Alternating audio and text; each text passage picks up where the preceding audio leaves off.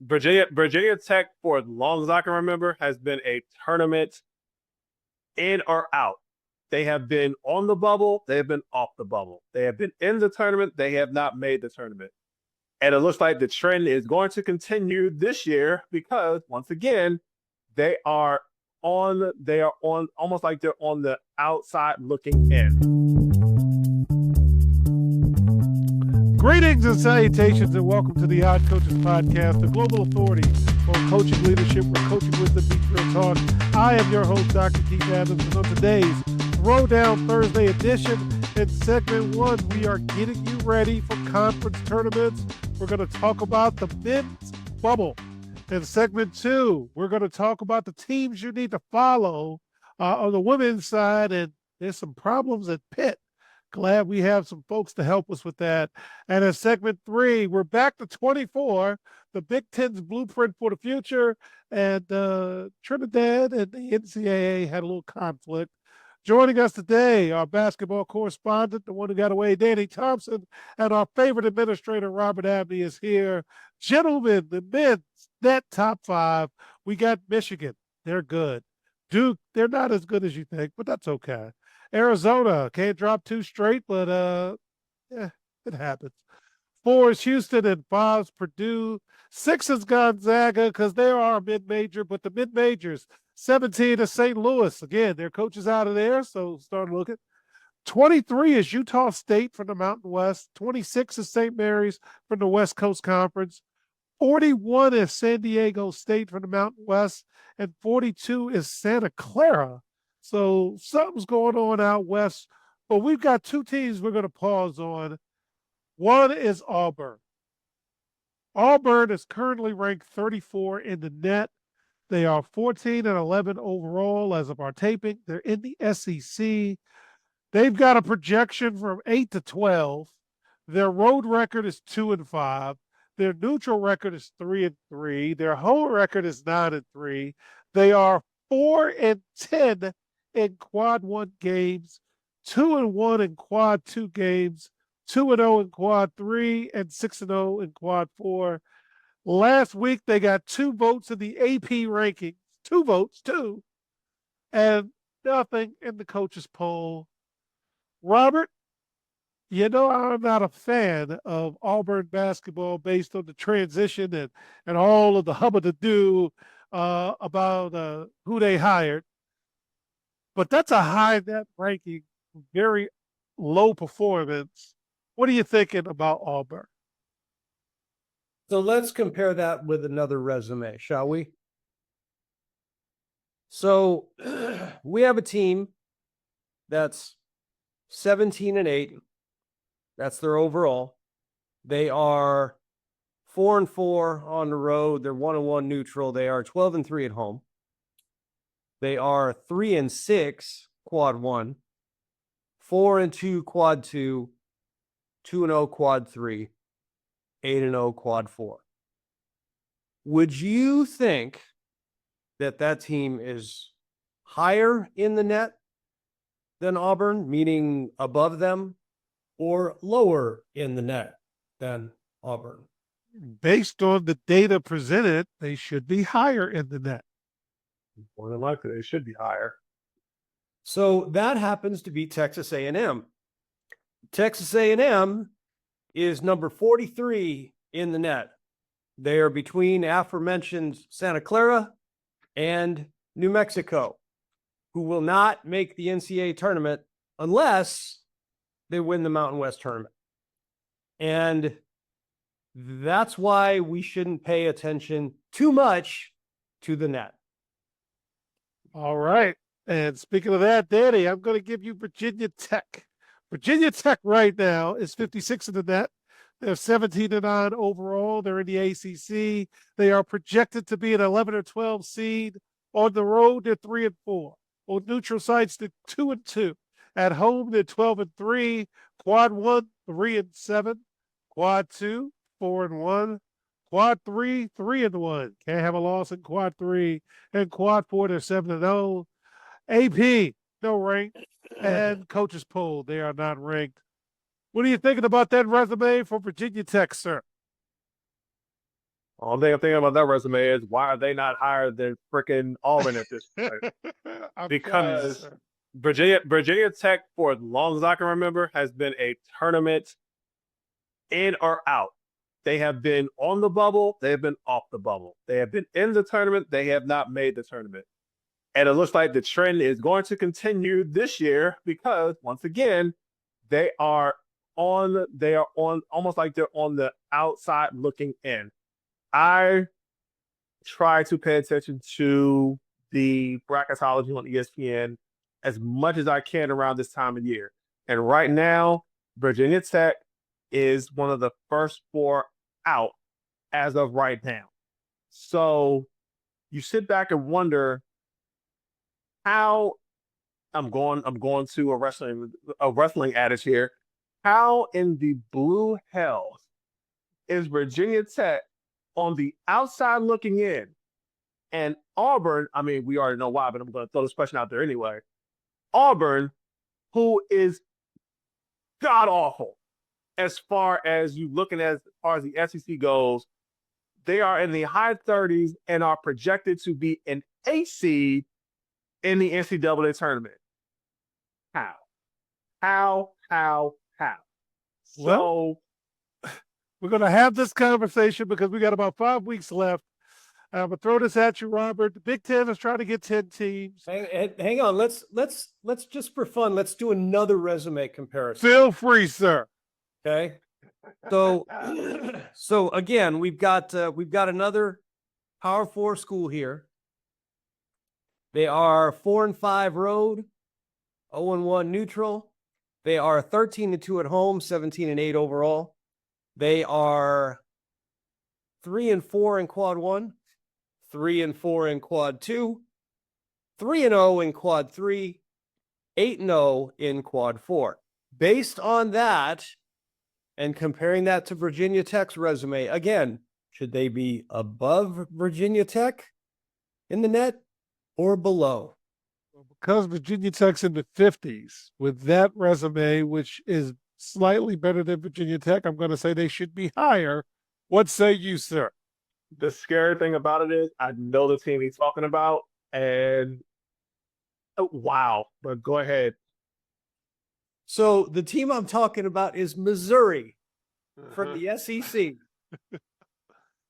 Missouri is safely ensconced at number 66 in the net, below Yale. Oh, man. I love it. I love it. Wait till we get to segment 2. Yale has 3 quad 3 and quad 4 losses. Ouch. And they're one spot below Yale. Yale is All right. 5, Missouri is 66. What are we doing? I don't know. So it's 68 teams. The Big Ten is trying to get 10. You got USC back in the conversation.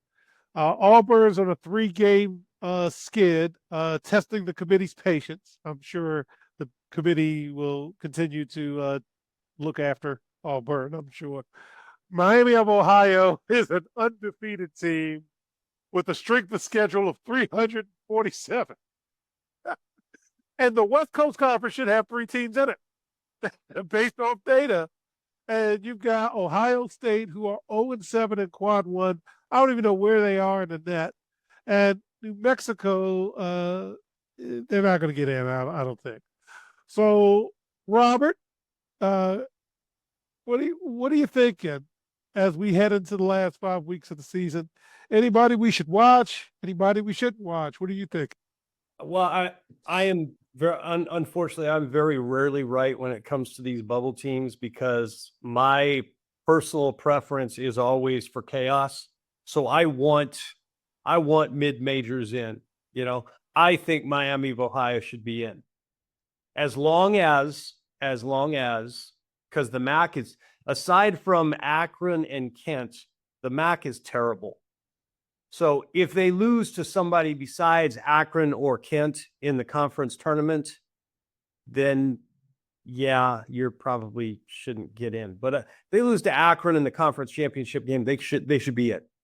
They should be in. My opinion, I'm going to be wrong. I don't need 10 Big Ten teams I don't need 10 SEC. I don't need the 10th best team in the SEC. I don't need those guys, right?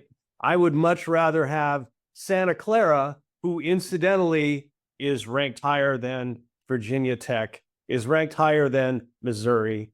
I'd much rather have them than the 10th place team in either of those leagues.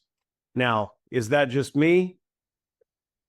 Probably, but I'm watching to see how those bottom that 8 to 12 tier of the SEC, the Big 12, the ACC. I'm watching to see how all of those play out, because if they create some separation in there, like right now, there's a pretty significant step between 9 and 10 in the SEC.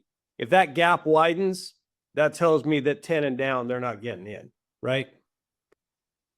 So, Danny, you're going to watch the Talking Heads. You watch more of that than I do, and probably Robert.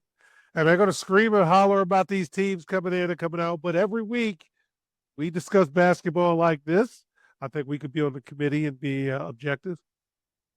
What are you thinking as we enter the last 5 weeks? A lot of attention is going to be paid to college basketball. I'm like, Robert, you don't want me on the committee because I am an engineer of chaos, as the Joker once said. So I'm with him.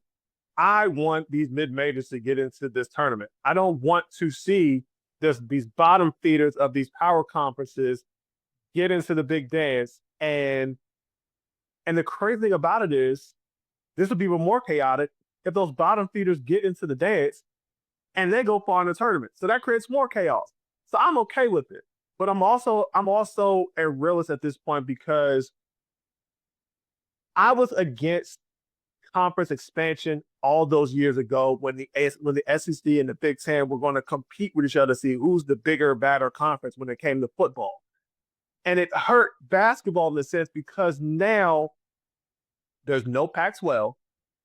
There's the WCC is all at this point irrelevant once Gonzaga leaves. The Mountain West is going to consume and go into majority of the Big 12 Pac-12 at some point. Pac-12, my bad, Pac-12. So that's going to create the new Pac-12 at this point. And I'm looking at the Big 12. I want to see how those top tier Big 12 schools, where are they going to end up when Selection Sunday rolls around? Because we talked about Iowa State. We mentioned Arizona. Yes, they've lost the last 2 games. I'm still looking at Arizona as probably a top championship contender. I'm looking at Texas Tech, because I don't see no one, and I mean no one, stopping JT Toppin inside. And once Anderson gets going, you're not really beating Texas Tech at this point. And then I didn't mention Kansas yet. I didn't mention Houston yet. So all of those teams, to me, are better than these top teams in the 2, quote-unquote, super conferences in the SEC and the Big Ten. Because to me, I don't care how many teams you have, what's the quality of the games you're playing? And they ain't been great outside of the top teams in those conferences. So you don't want me on the committee because I'm causing chaos. I'm finding a way to get Santa Clara in. I'm finding a way to get Yale in. I'm finding a way to make St. Louis a top 4 seed in the NCAA tournament, because the way they're playing, you don't want me on the committee, then I'll cause all hell to break loose. So Go ahead, Robert. I agree with Danny. When Texas Tech is making shots, when they're making shots, they're the best team in the Big 12. Despite the fact I can't stand their coach, short white guys ruining the game of basketball. I can't stand the guy. And he's a good coach, and his guys play for him, right? All of that can be true at the same time. So when I look at the net right now, when I look at the top 20 in the net, I see 11 teams that I think are Final Four caliber teams. What do you see? I mean, go ahead, Danny. No, I'm saying you see 11. I see maybe 8 And I said majority of Final those- Four caliber, not not that they're going to get there. I see No, 11 that could get there. I'm with you. I think of only 8, and majority of those teams come from the Big 12. So even when you say 11, again, majority of those teams come from the Big 12. So at some point, we need to stop looking at the SEC and the Big 10 and pay attention to what's happening in Big 12 country, because we mentioned the players already. We know what they're going to do once tournament time rolls around. And no one in the SEC and the Big 10 can see what is happening when Texas Tech is making shots. You're going to have to try and out-rebound Arizona, because once Cole Pete comes back, depending on what the extent of his injury that he had last night, who's beating Arizona when they're at full strength? And I say full strength. Kansas is an outlier, but I'm not sold on them Final Four. But I have them ahead of a lot of those teams in the SEC and the Big 10 who people are quote-unquote picking to make the Final Four. All right. So fans, go ahead. My thing with Arizona, and we're taping on Sunday morning. We watched Texas Tech beat Arizona last night. My thing with Arizona is this. Arizona doesn't have a guy. They don't have a guy, right? And when you think about the other teams, right? Duke has Cameron Boozer. You think about Michigan. Michigan has Yaxel Lendenborg, right? Houston has LJ Cryer, right? Kansas has Darren Peterson. Texas Tech has JT Toppin. In my opinion, and maybe I'm wrong, Coach may want to add something to this. When it comes to tournament time, you need a guy. If you need a bucket, you need a guy. In Arizona, the last 2 games, and granted, they've lost to Kansas at Kansas. They've lost to Texas Tech, 2 very good teams, both of whom can be in the Final Four. But they didn't have a guy. They needed a bucket, and they couldn't get one because they didn't have a guy. So that's what I see with Arizona. I will close the segment with something that has been said often.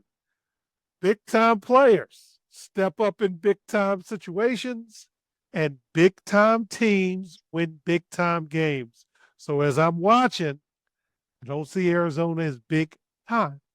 So with that, in segment 2, we're going to flip it to the women's game.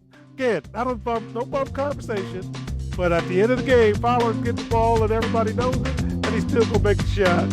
We'll be right back on the Hot Coach Podcast.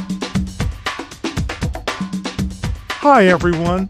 Dr. Keith Adams here, and for over 30 years, I've dedicated my life to helping student athletes succeed, not just on the fields and the courts, but in the classroom and beyond. And that's why I founded the CKA Save Project. The CKA Save Project understands that finding the balance between academics and athletics is crucial for long-term success. That's why the CKA Save Project offers a range of programs, including personalized consulting, mentorship, and coming in 2027, our innovative Gap Year Basketball Academy designed to assist both young men and women reach their full potential both on and off the court.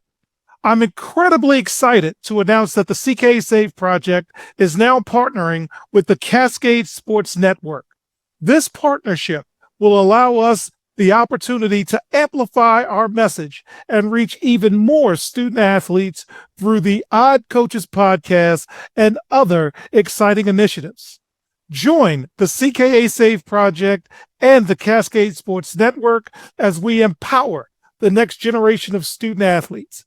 Visit CKA on the web at www.ckasaveproject.org to learn more. Let's work together to find the balance and help unlock your potential. Welcome back to the Odd Coaches Podcast in segment 2. Let's get to the women's game. Oh my goodness, we've got all types of things going on. Great job, South Carolina. Great job, LSU. National television. We love it. But we got UConn 1, UCLA 2. I like UCLA. 3, South Carolina. 4, Texas. That was a whooping. On the wrong side. Good job, Vanderbilt. 5, LSU. Mid-majors. North Dakota State is 40. This is the highest ranked mid-major. Richmond is 41. Princeton is 43. South Dakota State is 46. And Rhode Island is 47. But let's take a special note. We're going to look at it from a different side on the women's game. We're looking at Michigan. Michigan's got a net ranking of 6. They're 20-4, 6-1 on the road, 2-2 neutral, 12-1 at home, 6-4 quad 1, 3-0 quad 2, 4-1 quad 3, 7-0 quad 4. They are ranked 7th in the nation, both by the AP and the coaches poll. Robert, the losses they have been by single digits. That quad 3 loss is a bad one. But what do you think about a team like Michigan? Michigan has a quad 3 loss? Yeah. Huh. Because I'm looking at them right now as we speak, and they are number 6 in the net, but they are 5-4 quad 1 and 4-0 quad 2, 5-0 quad 3, 7-0 quad 4. So you're looking at updated rankings because somebody must have dropped when I looked. So That must be who it. So I got nothing with them. So can they break through though? Because the women's side, even with the top 4 and 5, there's a gap. But Michigan seems to be close to breaking through. I haven't seen them, so I can't answer that. What I can answer is this: is Vanderbilt is 7. And I actually watched them against Texas this past week, and Texas went into Vanderbilt and got whooped. Now, I will say Vanderbilt can shoot the ball. They shot the heck out of it. They're also really loose with the ball. And if you're loose with the ball and you're going to go play South Carolina or UCLA or UConn, that is not going to end well for you. So, I mean, we're talking about, we're really talking about, if we're honest, there are, I don't know, 7, maybe 8 teams that can make the Final Four. I don't know. I haven't seen Michigan. I have seen everybody. I haven't seen Duke in the top 10 of the net. So, the women's game being as top heavy as it is, I mean, people are going to write in pen on their brackets UConn and UCLA to the Final Four. Yeah. The other 2 spots is going to depend on it. Those will depend on matchups, I think. Now hold on, because I saw Michigan play UCLA last Sunday. Okay. They played UCLA close. They got a girl on Michigan. Her name is there. I'm looking at their roster now, looking at their numbers and who they got. Olivia Olson can cause a headache for teams once it gets down to the tournament because she's that tough. Now, they play UCLA close. They only lost by 2. So we'll see what Michigan can do, because their next stretch of games, including today, because we're recording this on a Sunday, they play Michigan State today. They got Iowa next Sunday, Ohio State, and Maryland to finish the season off, right? If 4 teams in the top 20 in the women's net, pretty much, and now that and those are, and 2 of those games, Iowa and Ohio State, they're on the road. So Michigan is going to have to find a way to, if they can get through that stretch, I'm going to sit and say Michigan is going to be a tough team. I'm not going to sit and say they're going to be a Final Four team, but they're going to be a tough out, because with the roster that they have, they can get it done. Are they going to be enough to compete with the UConns, UCLA, South Carolina, LSU? I don't know, but we got to see. And then we haven't mentioned this one team, and I'm pretty sure we're going to bring them up next. TCU. TCU is going to make life hell for teams in the Big 12 once this conference tournament rolls around. There's no one in the Big 12 who can stop Olivia Miles. They just got through Baylor, and I mean, they dog-walked Baylor. So it's gonna be a heavy out. It's gonna be a hard out for both of those squads because they have a girl. They have that go-to that they can say, here, go get us the basket. Olivia Miles is for TCU, Olivia Olsen is for Michigan. So I'm going to be paying attention to those two teams as the season closes out.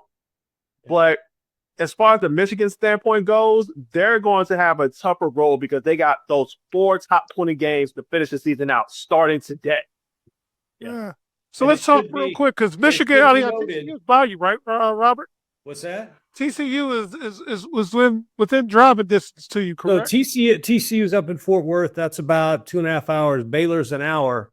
As Danny noted, TCU went to Baylor and beat the brakes off them. It was an 83-67 game. It was not that close. TCU gets West Virginia at home today. And other than that, they should be okay until they host Baylor on March 1st.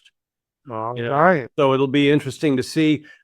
They may drop in the net because you've got a bunch of SEC teams above them that are playing each other and beating each other up. So that could change, but I also don't know how much that will matter. Well, right now, TCU is 11 in net. So if they keep holding out and the way these SEC and Big Ten teams are going to beat each other up, we'll see. Yeah, all right. That looks like a projected 3 seed. So Pittsburgh women's basketball had a bad week.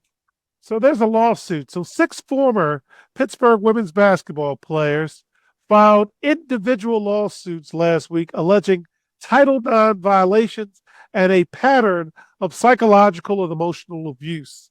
Here are some of the key allegations against Coach Tory Verdict. Verbal and emotional abuse, racial division, forced transfers, and medical neglect. The university issued a brief statement denying all of the claims, stating that they were without merit and will be vigorously defended. Robert, you're our administrator. This came across your desk. What say you, sir?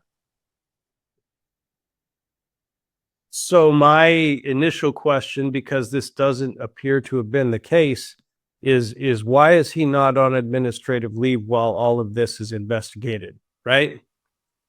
Because the last thing you want is for there to be additional circumstances that are created because you didn't do that, right? You don't want additional allegations coming out during this time when he's being investigated because you left him in his position. So I don't understand why they're doing that. It sounds to me like Coach Verdi may be what we lovingly call old school. And I think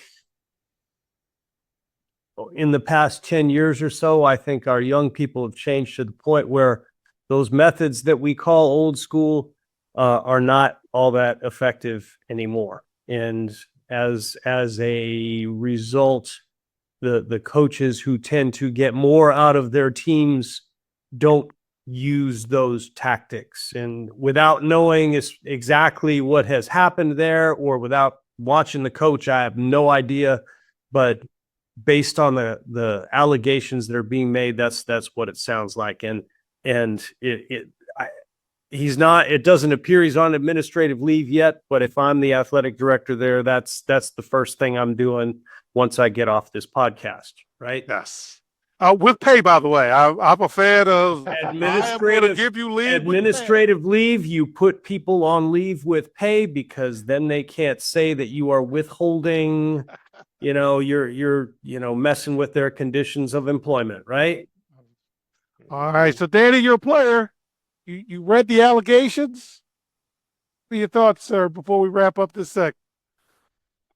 I mean, those are some real rough allegations coming from players, and from a player. If I know me, if I'm saying this, there's a reason behind why someone would say, and I'm reading one of the comments, quote unquote, quote, every night I lay in bed, I want to kill myself because of you.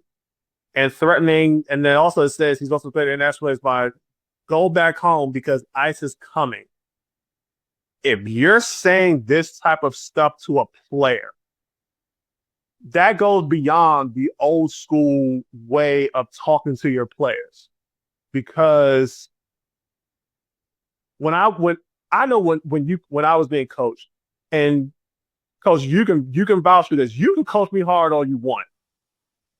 But when it gets to a certain point where it gets deemed harmful, and I'm being nice by saying harmful because there's other words I can go about that just don't come to my mind immediately. That's saying a lot, because the first thing I thought about was, I mean, we talked about it last week, Coach Rice, when he was at Rutgers. Some of the things he was doing to players that's on recorded video. So you can't coach. You can't. Here's the thing I'm thinking about. You can't coach everyone the same. You can talk to one player like you coach one player hard, but you can't coach another player like that because they won't respond. It's to the point where he shouldn't be talking to any player like this, because if that's what's being said to players, my gosh, you should not be on the sidelines at all. And you're right. How is he not on administrative leave with pay while this investigation is going on? These are serious allegations, especially with the climate of today's world, especially in this country. You can't have that happen right now. And then two, I'm surprised he still got a job, because his success at Pitt is god awful. Yeah. And special note to the administrators at Pitt, please do not write any university statements. Please. That would be my advice to Pitt. So with that, in segment 3, the number 24 has came back, and we're not talking about a TV show. We're talking about the bowl college football playoffs. We'll talk about that on the other side. We'll be right back on the Odd Coaches Podcast. Today's student athletes face pro-level challenges without pro-level support. The CKA SAVE project is here to change that.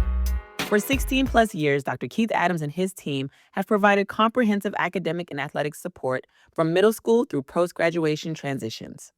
NIL guidance, transfer portal navigation, academic coaching, career planning, they've got it covered.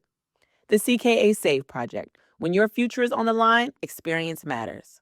Learn more at www.ckasaveproject.org. Welcome back to the Odd Coaches Podcast. In segment 3, the 24-team compromise has come back up once again. The Big Ten's blueprint for the future has a few more details than the last time we talked about it. So let's give it to you. It's a 2-phase expansion, starting with 16 teams in 27-28, and then hitting 24 teams in 29. This is the Big Ten proposal.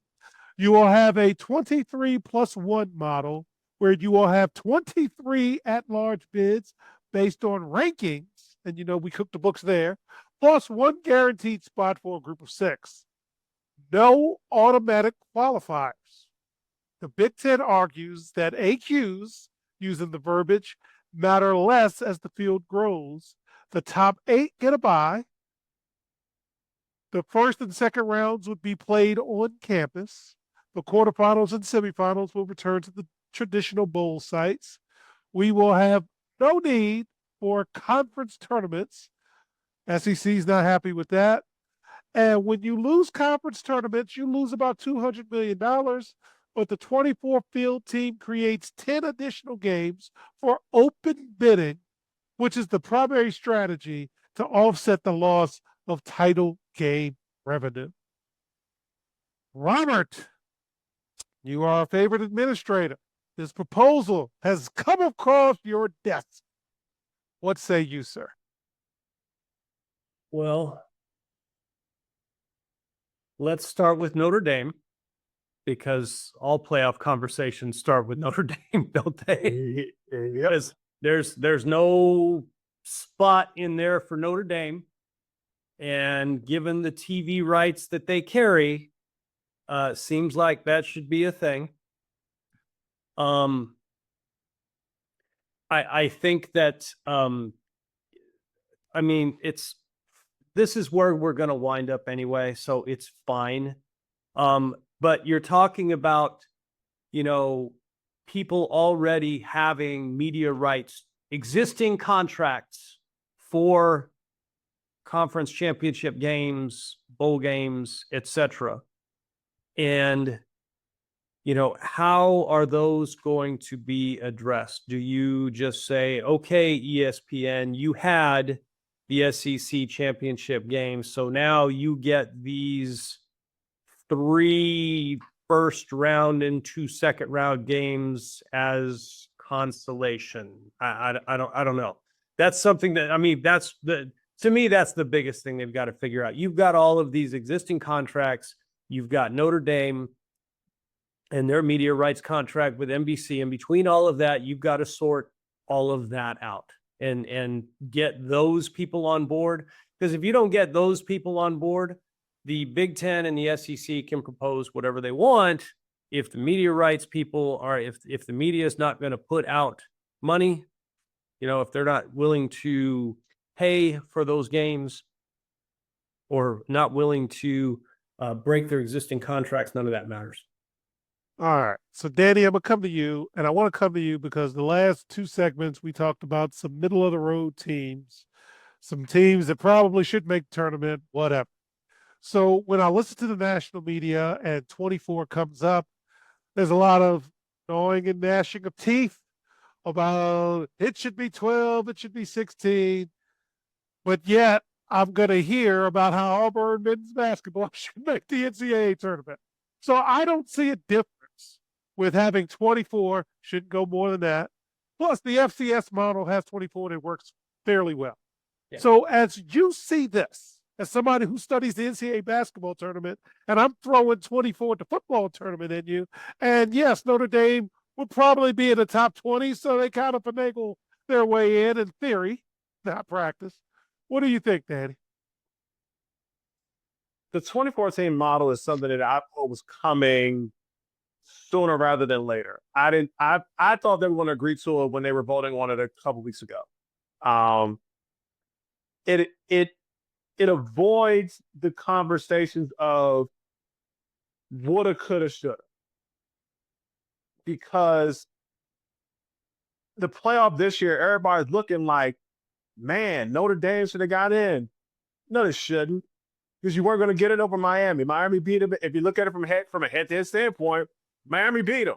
So miss me with that. I don't understand this thought process of Notre Dame having this power grab where they were automatically going to get a spot in the playoff no matter where they were. That was ridiculous to me. So the 2014 aspect eliminates that.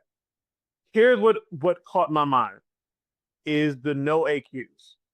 So that means the conference championship games don't matter anymore. And it's beginning to that point for the past couple years now, because I think there was a year where, God, who it was like a Big 12 year. This team won the Big 12, but they didn't get in the playoff.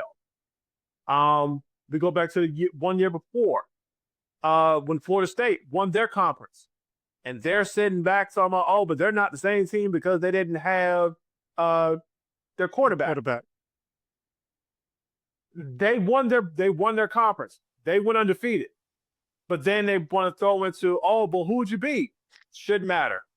I won my conference. Y'all stated the conference championship game shouldn't matter. Clearly it doesn't. So I think them going away from automatic qualifiers, to me, I think it's a good idea, only because there aren't a lot of conferences as far as football goes as basketball goes. So you have to reward the AQs in basketball. I mean, even if the teams aren't that great that get the AQ.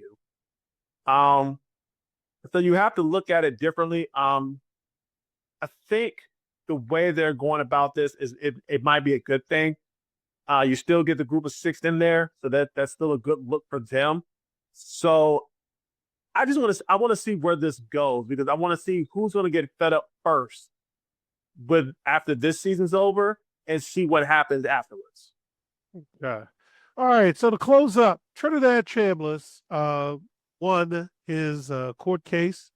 The judge, Robert Whitwell, granted a preliminary injunction in Mississippi State Court, declaring that the NCAA ignored its own rules and acted in bad faith by denying Chambliss a medical redshirt for his 2022 season.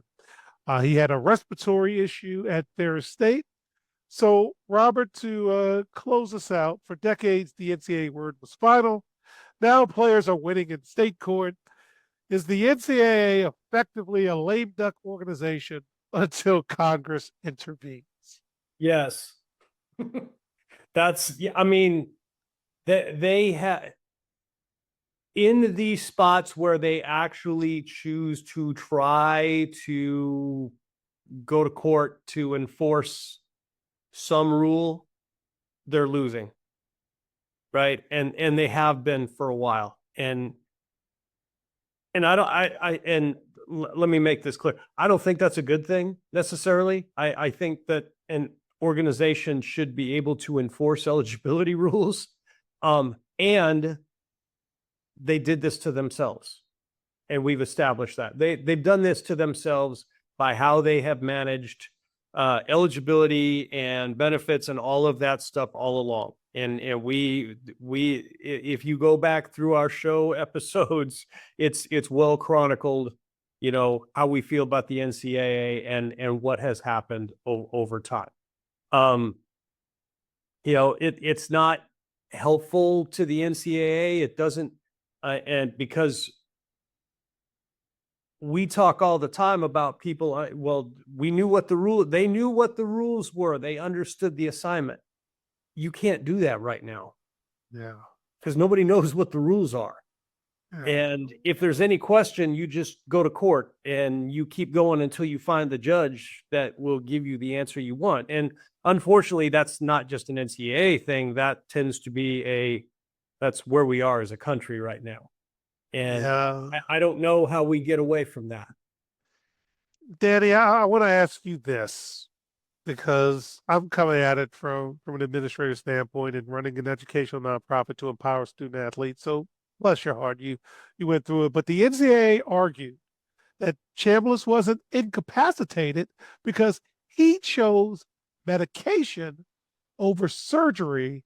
Does the court's rejection of this argument mean that the NCAA can no longer dictate what constitutes a, quote, valid medical recovery path for players?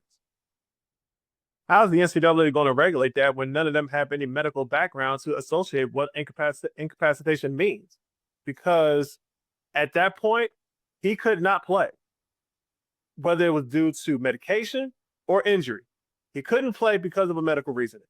So in terms, medical redshirt is applied. But he chose to medicate himself, and he did play. So, that changes everything, because the fact that it does, because now you mentioned that, it's the fact that the NCAA, I don't know how the NCAA could not prove this, and it just goes to show you the NCAA has no power anymore. They are the lame duck organization we have known them to be for the past couple of years. Yeah, Robert, I got to ask you this, because Chambliss said, I want to play, so I'm going to do whatever it is I can play. Fine, you're right. But now on the back end, he's saying, and he won, that, I need another year, and the judge granted him another year. But when you see the NCAA's argument, I can kind of see that argument. What do you think before we wrap up, sir?